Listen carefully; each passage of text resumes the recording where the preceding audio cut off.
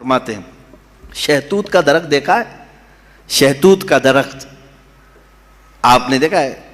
شہتوت جو ہے بہت باریک باریک سے پھل ہوتے ہیں، میٹھے ہوتے ہیں، اور اس کا پتا جو ہے وہ کئی قسم کے جانور کھاتے ہیں۔ شہتوت کے پتے کو شہد کی مکھی بھی چوستی ہے۔ شہتوت کے پتے کو گائے بکریاں بھی کھاتی ہیں، ہرن بھی کھاتی ہے۔ یہ سب کے سب شہتوت کے پتے کو کھاتے ہیں۔ شہتوت کا پتا ایک رنگ کا ہوتا ہے، ایک ہی ٹیسٹ کا ہوتا ہے۔ امام شافعی فرماتے ہیں شہد کی مکھی اسی شہتوت کے پتے پر بیٹھتی ہے، چوستی ہے، اور اپنے چھتے میں جا کر کے شہد اگل رہی ہے۔ بکریاں اور گائے اس شہتوت کے پتے کو کھاتی ہیں، مینگنیاں ڈال رہی ہیں یا دودھ دے رہی ہیں۔ اسی شہتوت کے پتے کو ہرن کھاتی ہے۔ ہرن نافہ پیدا کرتی ہے، جو مشک کی طرح ایک نافہ ہوتا ہے، نہایت ہی اچھی خوشبو اس کے اندر آتی ہے۔ امام شافعی فرماتے ہیں ایک شہتوت کا پتا بکری میں جائے تو الگ اثر کرے، شہد کی مکھی میں جائے تو الگ اثر کرے، گائے میں جائے اور ہرن میں جائے تو الگ اثر کرے، آخر ایک شہتوت کے پتے سے نافع، دودھ اور شہد بناتا کون ہے؟ بناتا کون ہے؟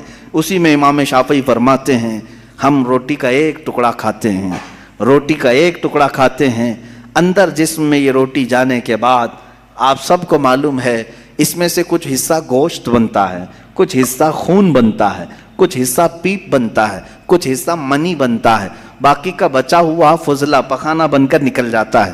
ایک روٹی گیہوں کی کھاؤ، جو کی کھاؤ، جوار کی کھاؤ، روٹی ایک ہی طرح کی ہے، اور اس سے گوشت کون بناتا ہے، خون کون بناتا ہے، اور پیپ کون بناتا ہے، منی کون بناتا ہے، سب کی الگ الگ قسمیں ہیں۔ امام شافعی فرماتے ہیں تمہاری ہزاروں مشینیں ایک طرف، لیکن اندر جو نظام چلاتا ہے وہ کوئی تو ایک ہے، کوئی تو ہے، تمہیں ماننا ہوگا۔ میں دہریوں کے متعلق کہہ رہا ہوں، جو ملحدین ایتھیسٹ ہیں، جن کا کہنا ہے کہ کوئی ہے ہی نہیں، کوئی خدا ہی نہیں، تو ان سے میں کہتا ہوں کوئی بتاؤ تو صحیح آخر یہ چلا کون رہا ہے، یہ کون چلا رہا ہے، ہمارے جسم کے اندر کا نظام کون چلا رہا ہے؟ اور قرآن نے انہی کی طرف بار بار اشاروں میں بتایا ہے، آیات میں، کہ کیا تم دودھ کو نہیں دیکھتے؟ دودھ کہاں سے پیدا ہوتا ہے؟ کہ اللہ تعالیٰ فرماتا ہے کہ ہم نے دودھ کو گائے کے خون اور اس کے گوبر کے بیچ میں سے پیدا کیا ہے۔ اس کا فضلہ گائے کا گوبر ہے پیٹ کے اندر، اور اس کا خون بھی ہے، خون نہایت ہی سرخ، گوبر نہایت ہی الگ رنگ کا، اور اس کے بیچ سے صاف و شفاف دودھ کا نکلنا، دودھ آتا ہے، نہ کبھی اس میں گوبر کی بو آئی، نہ کبھی خون کا رنگ آیا۔ قرآن کہتا ہے آخر یہ کون ہے جو اس طرح صاف ستھری غذا نکالتا ہے تمہارے لیے؟ کیا شہد کی مکھی کو نہیں دیکھتے؟ قرآن کہتا ہے جب وہ ڈنک مارتی ہے تو اس کے زہر کا کوئی علاج نہیں ملتا۔ شہد کی مکھی اگر ڈنک مارے تو زہر چڑھ جاتا ہے اور کئی لوگوں کی موت بھی ہوتی ہے، لیکن وہی اپنے چھتے پہ بھی تھوکے تو وہ نہایت ہی میٹھی غذا ہے، نہایت ہی میٹھی غذا ہے۔ شہد کی مکھی اپنا رس چھتے پر ڈالے تو وہ دنیا کی سب سے اچھی غذا، وہی اگر کسی کو ڈنک مارے تو سب سے برا زہر ہے۔ اعلیٰ حضرت رضی اللہ تعالیٰ عنہ نے اپنے آپ کو یوں فرمایا ہے کہ میں وہ شہد کی مکھی ہوں جس کی مٹھاس کا بھی جواب نہیں، جس کے ڈنک کا بھی جواب نہیں۔ یہ تو ضمناً میں نے بات عرض کی، خدا قدیر و جبار کے وجود پر میرے عزیزو ایک دو نہیں، لاکھوں مثالیں دنیا میں ہیں، لاکھوں مثالیں۔ ابھی تو کائنات کے رازوں تک ہم پہنچے ہی کہاں ہیں؟ سمندر کے اندر کی دنیا، پیڑ پودوں کے اندر کی دنیا۔ اب آئیں امام احمد بن حنبل رضی اللہ تعالیٰ عنہ، یہ کیا فرماتے ہیں؟ آپ سے پوچھا گیا خدا ہے؟ کوئی دلیل ہے آپ کے پاس؟ کہتے ہیں میں تمہیں بتاتا ہوں، ایک قلعہ ہے، ایک قلعہ ہے ایسا کہ چاروں طرف سے بند، نہ ایک سوراخ جانے کا راستہ، نہ اس پہ کھڑکی، نہ دروازہ، کچھ بھی نہیں، ہوا تک نہیں جا سکتی، ہوا تک نہیں جا سکتی، پورا بند ہے، اور اندر اس کے نہایت ہی چمکدار موتیوں کی طرح ہے۔ پھر اچانک اس قلعے میں اچھلتا کودتا ہوا ایک جان والا پیدا ہوتا ہے، اور پھر وہ اس قلعے سے باہر آتا ہے۔ امام احمد بن حنبل کی ان باتوں کو سن کر لوگوں نے پوچھا ایسا کیسے ہوتا ہے؟ بند قلعہ، ہوا بھی نہیں جاتی، کوئی سوراخ بھی نہیں، اور اس کے اندر سے کوئی اچانک پیدا ہوتا ہے۔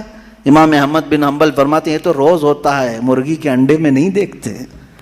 مرغی کا انڈا مجھے بتاؤ اس میں کتنی کھڑکیاں ہیں، انڈا تو اوپر سے پورا بند ہوتا ہے، ہوا تک نہیں جاتی، لیکن مرغی اس کو گرم کرے۔ اب تو مشینوں میں بھی، اب مشینوں سے بھی ہوتا ہے۔ مجھے یہ بتاؤ انڈے کی زردی اچانک ایک جاندار چوزے کی شکل کیسے اختیار کرتی ہے؟ کون ہے جو اسے چونچ دیتا ہے؟ کون ہے جو اسے پر دیتا ہے؟ اور پھر ہم نے جانوروں کو، پرندوں کو، ہر ایک مخلوق کو دیکھا ہے، ان میں رنگ ایسے بھرے ہوئے رہتے ہیں، دنیا کا کوئی آرٹسٹ بھی اس طرح کے رنگ بھر نہیں سکتا۔ کیا ہم مور کو نہیں دیکھتے؟ طرح طرح کے خوبصورت اس میں ڈیزائن کیے گئے ہیں، ایسا لگتا ہے کہ کوئی قلم لے کر کے ڈیزائن کیا ہے، کوئی برش سے ڈیزائن کیا ہوا ہے۔ نہیں میرے عزیزو، یہ قدرت کی شاہکاریاں ہیں، رب ذوالجلال کی شاہکاریاں۔ اور تم بے شمار خوبصورت مخلوقات کو دیکھو گے، پھر میں ان دہریوں سے پوچھتا ہوں آخر ان تمام کو پیدا کرنے والا کوئی تو ہوگا، کوئی تو ہوگا۔ تم لاؤ ڈھونڈ کر کے آخر کون ہے یہ سب پیدا کرتا ہے۔ یہ تو تخلیق، نظریے تخلیق، خدا کو پہچاننے کے 4 نظریے دنیا میں مشہور ہوئے ہیں۔ الہیات، اس کو علم الہیات کہتے ہیں جو میں بیان کر رہا ہوں، تھیولوجی، سائنس کے نظریے سے بھی، یعنی اللہ کو پہچاننے کے لیے، خدا کو ڈھونڈنے کے لیے نظریے بنائے گئے۔ فلسفیوں نے الگ، سائنٹسٹ نے الگ، علماء ربانیین نے الگ، حکماء نے الگ، سب کے اپنے اپنے نظریے ہیں۔ ہم اللہ رب العزت کو نظریے تخلیق سے واضح کرتے ہیں، لوگوں کے سامنے بتاتے ہیں کہ اللہ پیدا کرنے والا ہے، کیونکہ قرآن پاک میں جگہ جگہ اس نے، اللہ تعالیٰ نے اپنی ربوبیت کا، اپنی تخلیق کا اظہار جو فرمایا ہے وہ یہی فرمایا کہ تم اتنے کمزور ہو کہ ایک مکھی کو نہیں بنا سکتے، ایک مکھی پیدا نہیں کر سکتے، کتنے کمزور ہو۔ اور وہ رب ذوالجلال ہزاروں کروڑوں مخلوقات روزانہ بناتا ہے، روزانہ انہیں موت بھی دیتا ہے۔ حیات و ممات اسی کے دست قدرت میں ہے۔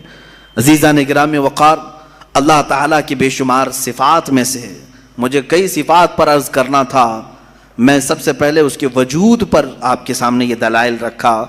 عام مسلمان بھی کسی دہریے سے کہہ سکتا ہے کہ اللہ کے نہ ہونے پر جو تو اس قدر ناچ رہا ہے، آج ایتھیزم کا بہت زیادہ آج چل رہا ہے، وہ کہتے ہیں کوئی دین دھرم ہوتا نہیں، کچھ نہیں ہوتا ہے، کوئی خدا نہیں ہوتا، دنیا میں ایسے ہی چل رہا ہے۔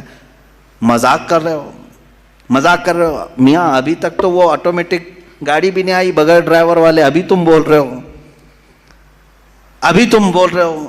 بہرحال دنیا میں کوئی چیز کو بنانے والا ہوتا ہے، آٹومیٹک گاڑی آ بھی گئی تو میری اس دلیل کو یہ مت سمجھ لینا کہ گاڑیاں بغیر ڈرائیور کے نہیں چل سکتی۔ مفتی صاحب نے کہا آپ تھوڑے دنوں کے بعد آنے والی ہے، اس کا مطلب کیا بغیر ڈرائیور کے بھی سب چلتی ہیں؟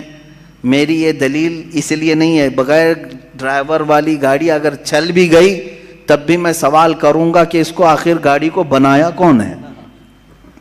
یہ بنایا کون ہے؟ کوئی تو انسان بنایا ہوگا۔ تو اسی طرح سے ہر چیز کو دنیا کی آپ کو یہ علم لے کر کے جاتا ہے تھیولوجی کا کہ کوئی نہ کوئی اس کا پیدا کرنے والا ہے، بنانے والا ہے۔ فلسفی ان کے ہاں ایک قانون ہے، دور اور مسلسل، یعنی تسلسل، کنٹینیو کوئی چیز ہو نہیں سکتی۔ مثال کے طور پر مجھے پیدا کرنے والا کوئی ہے اور اس کو پیدا کرنے والا کوئی ہے، اس کو پیدا کرنے والا، یہ جو سوچ ہے تسلسل اس کو کہتے ہیں۔ کہیں جا کر کے سٹاپ ہونا پڑے گا، کہیں جا کے سٹاپ ہونا پڑے گا تمہیں۔ میں پیدا ہوا میرے باپ سے، میرے باپ پیدا ہوئے دادا سے، دادا پر دادا سے، یہ سلسلہ چل کر کے کہیں تو سٹاپ ہوگا، کہیں جا کے ختم ہونا ہے۔ تو فلسفی اس بات کو مانتے ہیں کہ دور اور تسلسل محال ہے، یعنی کنٹینیو ایسی جاتا رہے، یہ محال ہے۔ ان کے ہاں ایسا ہے۔ میرے عزیزو، اب اگر